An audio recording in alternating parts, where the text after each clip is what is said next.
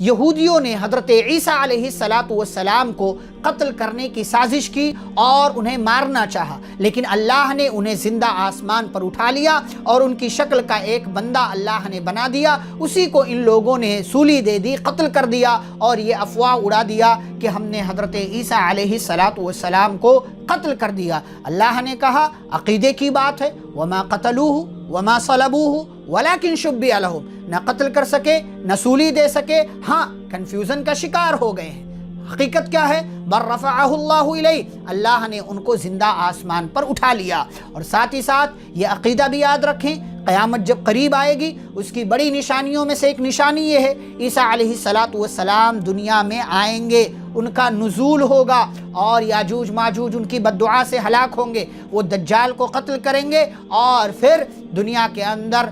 ایک مدت تک رہنے کے بعد ان کا انتقال ہو جائے گا اور طبعی موت ان کو آ جائے گی، لیکن اب نبی اور رسول کی حیثیت سے نہیں آئیں گے بلکہ پیارے رسول صلی اللہ علیہ وسلم کے ایک امتی کی حیثیت سے اب وہ دنیا کے اندر تشریف لائیں گے۔